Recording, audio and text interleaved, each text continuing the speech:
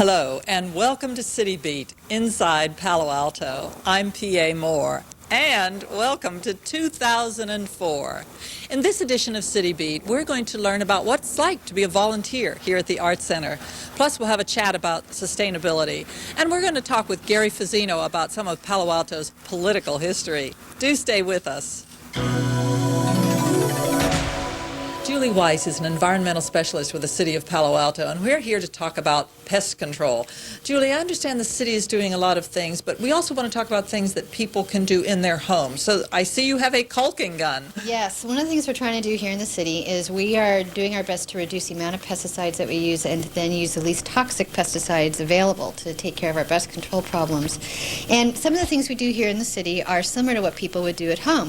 The first thing you want to do is try to prevent pest problems from happening, so you don't have to use pesticides. Ants are a classic problem most people have. The first thing you want to do is to keep ants out, and the way you do it, one great way to do it is by sealing any cracks that you have in your house.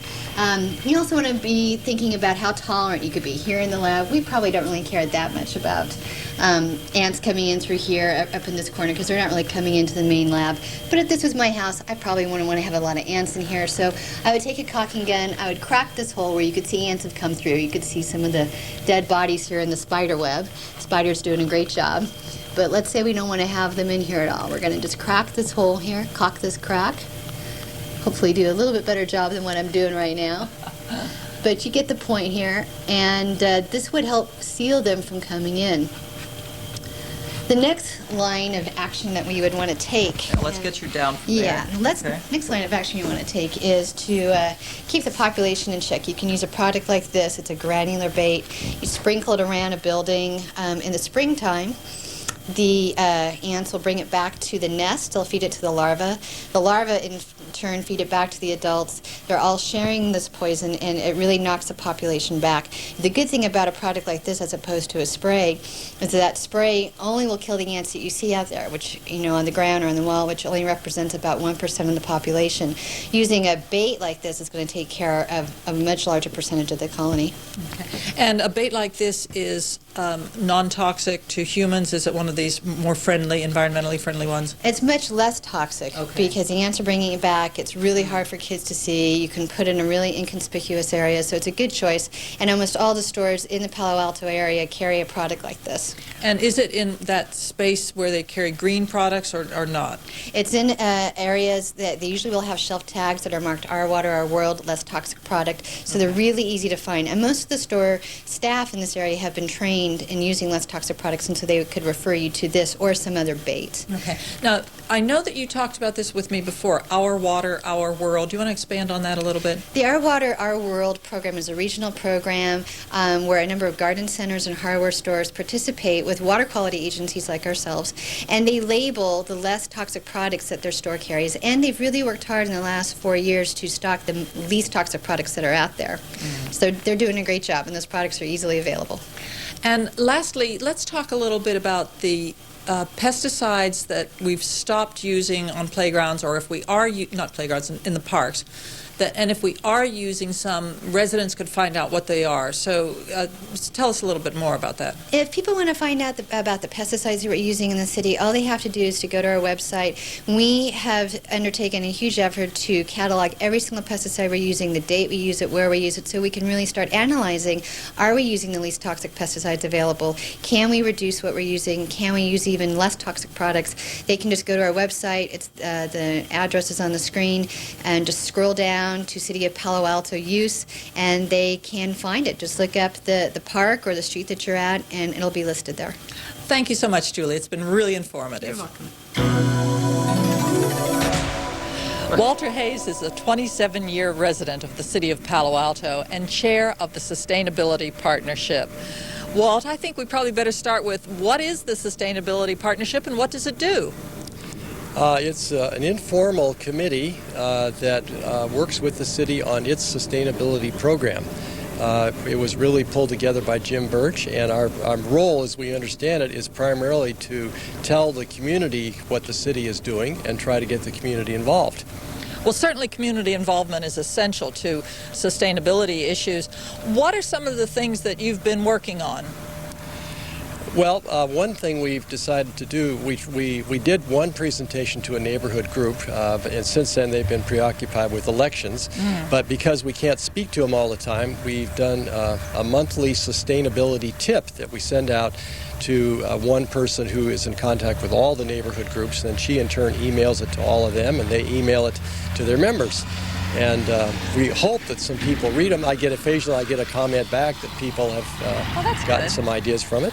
Sure. And each tip talks about what a particular issue of sustainability, what the city is doing, and what each individual can do to help the overall record of the city. Well, there must be dozens of tips out there, so can you pick one that you remember from a recent article? Well, the most recent one was the one for this month, and it came from a conversation I had with Annette Puskarich, who's in charge of the recycling program. She said last year there were 8.64 tons of plastic bags that were recycled at the recycling center. Wow. She said that's great that people recycle them, but yes, just think if all those bags had been reused instead of recycled. So that was kind of the lead-in for saying, it's not all that hard just to take one of these canvas bags to the store, and then if you get produce and you put a little bit of lettuce in there, you can shake out the bag and use it again and so forth. And maybe even it's better to reuse even than it is to recycle.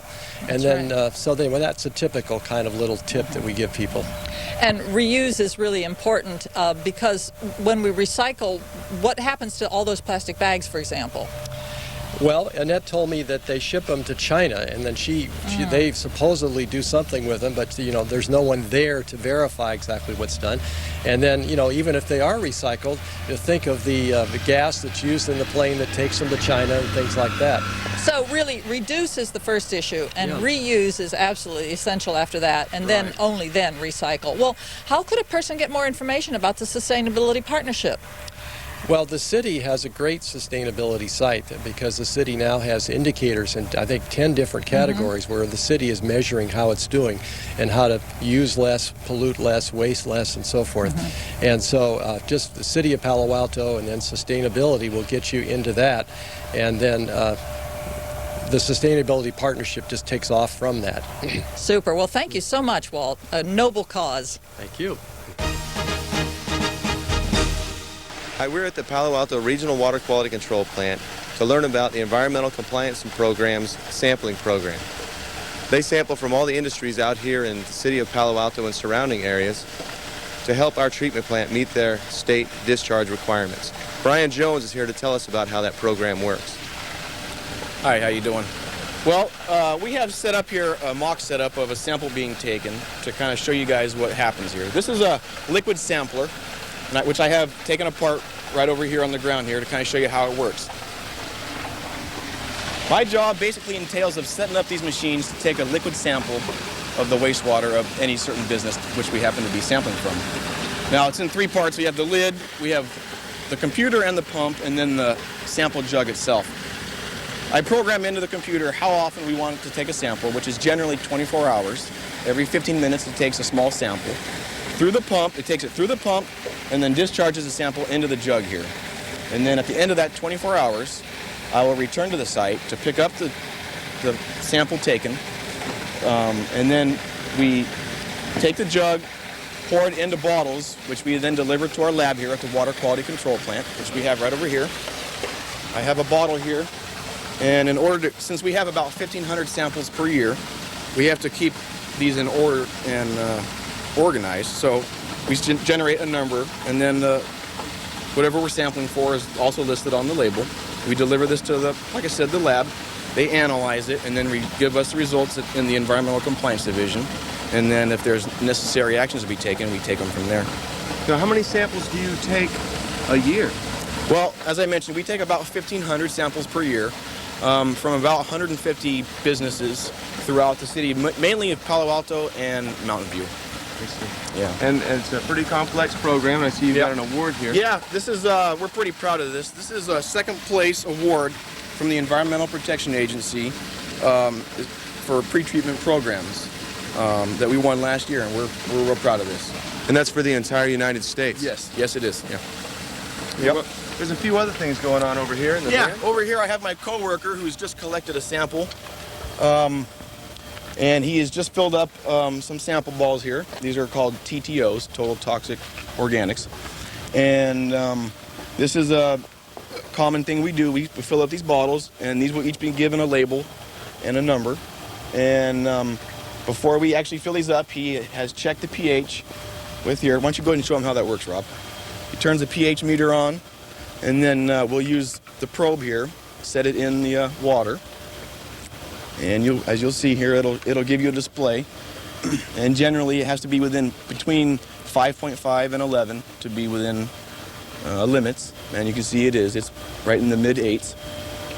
And once we've done that, like I said, then we give it a number on the label and put it in our cooler, keep it on ice. And at the end of the day, we generally hit 6 to 10 sites, come back here to the plant, deliver them to the lab, and then the lab takes over from there, and then they give us the results. And as I said, we go from there. Well, excellent. Now, if people want to learn more about how this program works or environmental compliance in general, where would they find that information? Probably the best site would be the City of Palo Alto's website. Go to that website and then click on environmental compliance, and it'll walk you right through it. Thanks a lot, Brian. No problem, Ken.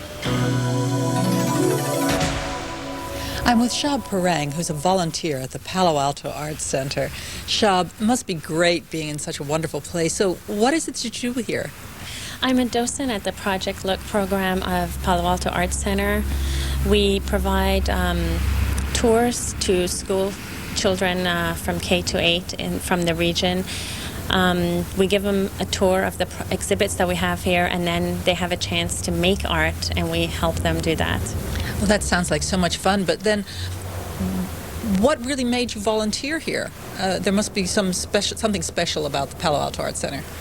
Well, the people that work here and volunteer here are just wonderful to work with, and the program is very unique, and the quality of the program makes me really proud to be a part of it. Mm-hmm. Some of the kids that come here, this is the only exposure that they truly have to this quality of art and the projects that they do here. Mm-hmm. So it's very rewarding.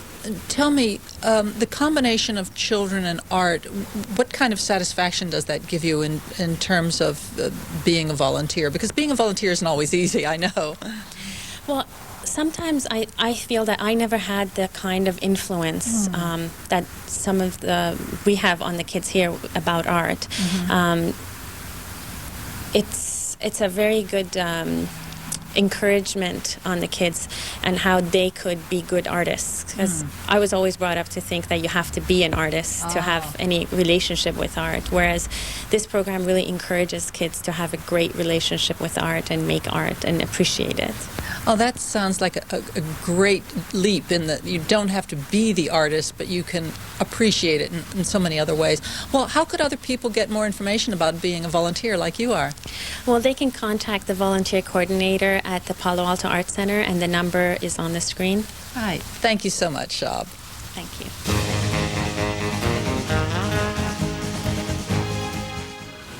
I'm with Gary Fazzino, former city council member and former mayor, and we're going to be talking about the great live oak controversy of 1915.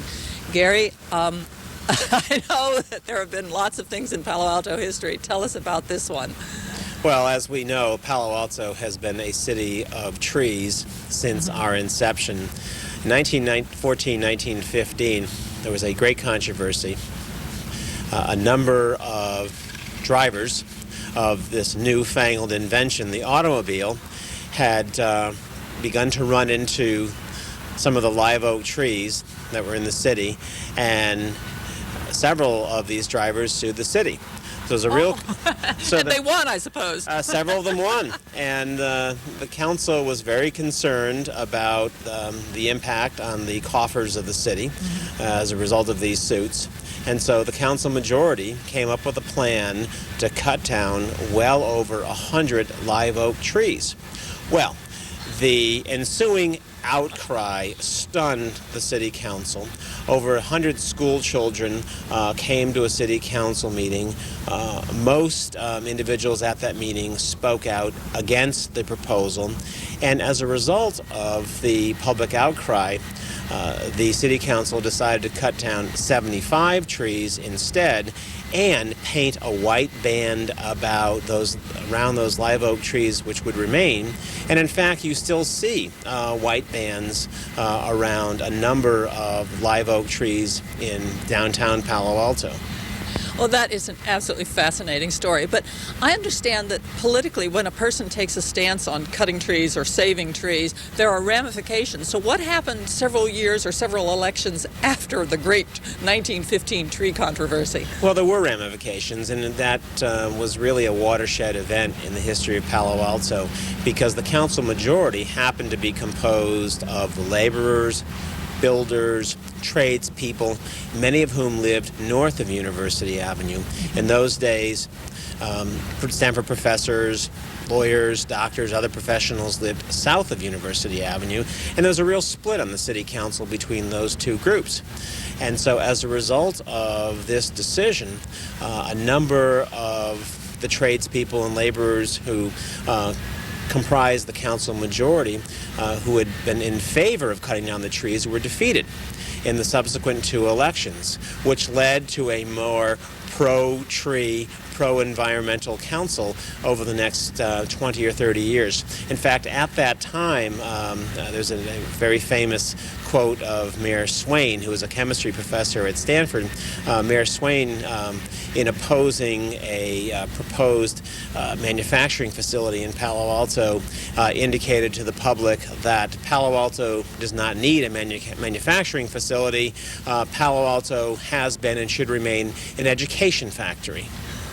Wow, that is such a great story. Thank you so much for being with us on the History Corner, Gary. Delighted. Thank you very much. Mary Constantino and I are here at the lovely Lucy Stern Center. Mary, I understand that Lucy Stern, the rooms here are available for rental. Can you tell me, say, what might happen here on a given weekend with rentals? Well, for instance, this weekend we had 2 bar mitzvahs and several meetings in the morning, and then on Sunday we had a Halloween event for the Mothers Club. Wow, that must have been a really radical change of events there. Now, tell me, you've got several different kind of rooms, and what size, groups of people? Do I bring my whole hockey club or, what?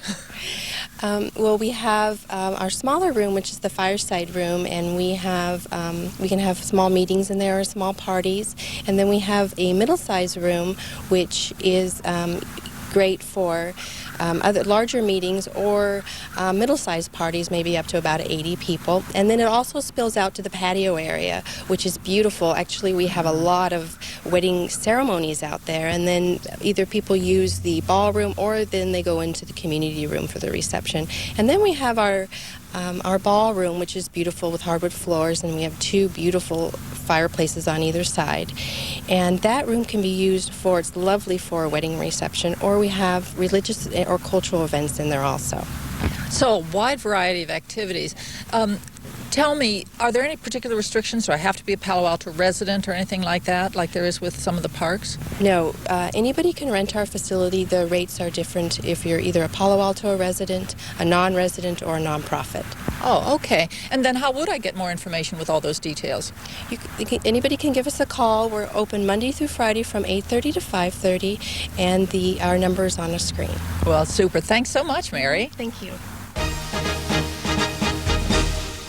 Dave Arrow and his crew are busy at this time of the year. It's autumn and the leaves are falling. Dave, how many tons of leaves would you pick up in an average year? Well, average year, we do between 2,000 and 2,400 tons of leaves. And what do you do with all those leaves? They go to the landfill, and then what? Well, they're piled up at the landfill, and they're run through a compost grinder. The grinder, makes it finer, and then they take and store it and sell it back to different businesses and give some away to the public. And there must be lots of different kind of machinery that you need for street sweeping. What all do you need? Well, the City of Palo Alto is unique. We have some of our own custom design equipment, things that are unique to the City of Palo Alto. We have leaf pushing trucks that actually have like snowplow designed leaf rakes that can actually push piles of leaves to the intersections, and then we have our own custom designed compactor trucks that pick up those leaves. They compact them into the beds of the trucks, making it, optimize the capacity of the vehicles, and then deliver them to the landfills. And tell me, what's the advice would you give to residents in order to make your job easier and so that the leaves don't clog up storm drains and that sort of thing? I think the biggest thing for Palo Alto residents, that the way they could help us would be to take their cars off the street on sweep day. That's pretty. Everybody knows what day their sweeping day is. If they could put their cars in their driveway, that would be a huge help. Secondly, would be not to have their gardeners rake out or place any debris or garden, trimmings into the street for our street sweepers to pick up. We've had some problems in the past with people putting piles of leaves and debris in the street. And actually, at one point in time, we picked up a transmission. Excuse me. We've picked up sticks. The sticks damage our street sweepers, and so there are certain things that we just can't pick up, and it just causes us to leave those piles behind. And we're going to see now a demonstration. So can we see how it works? No problem. We can do it.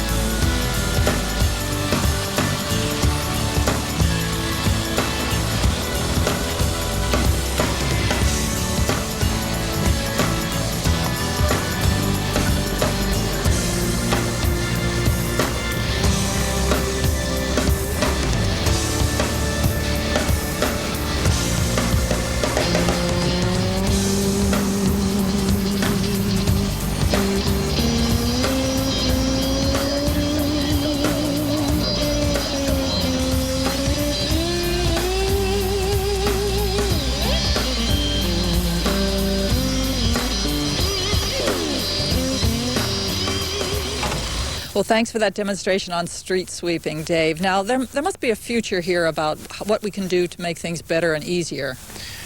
Yes, as I said before, one of the great things would be to have cars off the street. Hopefully in the future we'll be able to access the curbs better with cars parked in the new parking garages downtown. We also, just for your information, we will be directing our sweepers via the satellites and GIS system that the city has in place. Sooner or later our routes will be on there where we can optimize our routes through those systems. So I see a lot of good things coming from street sweeping in the future. Lieutenant Ron Lawrence of the Palo Alto Police Department is here with me to discuss the concept of the neighborhood watch. Ron, so let's start off with what is a neighborhood watch and really why is it so important? Well, Neighborhood Watch is neighborhoods coming together, forming a community with which they can help each other deter crime, and they act as the police department's eyes and ears. We form a community involvement team with the Neighborhood Watch programs, and they afford us more opportunity to deter crime by giving us information. It's very important to us, and Chief Lynn Johnson's philosophy of policing our community, to involve the citizens in the town and understand what their concerns are, and the best venue for us to do that through is Neighborhood Watch. And tell me then, part of Neighborhood Watch, of course, is neighbors helping each other, and that usually happens mostly at vacation time. What would be, when people are going off on extended vacations, what would be some of the key things that a resident should know and what the neighbor should know? Well, the most important thing to recognize is that one will be gone for an extended period of time, and that's when burglars usually take advantage of situations. Neighborhood Watch comes in very handy at that time because neighbors can keep an eye on one's home. They can remove newspapers from the driveway, for example, making certain that they report any suspicious activity. Even putting a hold on one's mail while they're going to be gone for an extended period of time helps deter identity theft. What's your philosophy about these motion sensor lights? How about those in terms of deterring unwanted visitors? Well, while no crime prevention technique is 100% foolproof, I mean, there are always ways to get through some type of system. But the motion sensor lights do help deter crime because crooks don't like to hang out in the darkness. So when we light up the area, they tend to shy away from there. Okay. And tell me, how would a resident get more information about Neighborhood Watch or having somebody keep an eye on their property when they are on an extended leave? They can call the number on the screen and contact the police department. If there's currently not a Neighborhood Watch program in their area, we can certainly help them start one and encourage them to do so. If there is a Neighborhood Watch program in their community, we can get them in touch with the people that are already there and create that bond. Great. Thank you so much, Lieutenant Lawrence.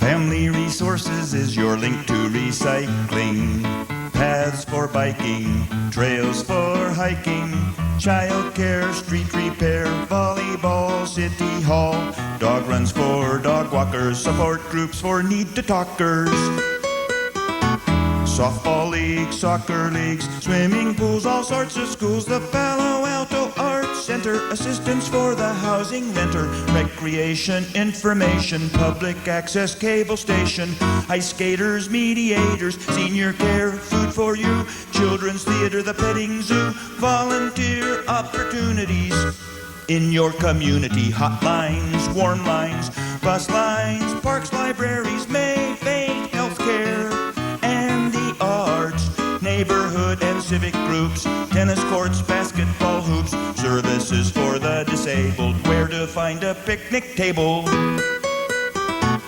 multicultural and ethnic festivities, foreign language, accessibility, the junior museum, the people next door, emergency services, all this and much, much more. It's all here right on our website.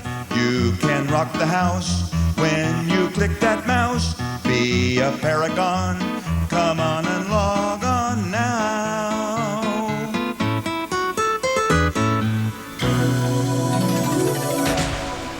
Thanks for watching City Beat inside Palo Alto, and a special thanks to Justin Atkin, our videographer. Remember, if you have any questions or comments about the show, send your remarks to the email address listed at the end of the credits. See you next time.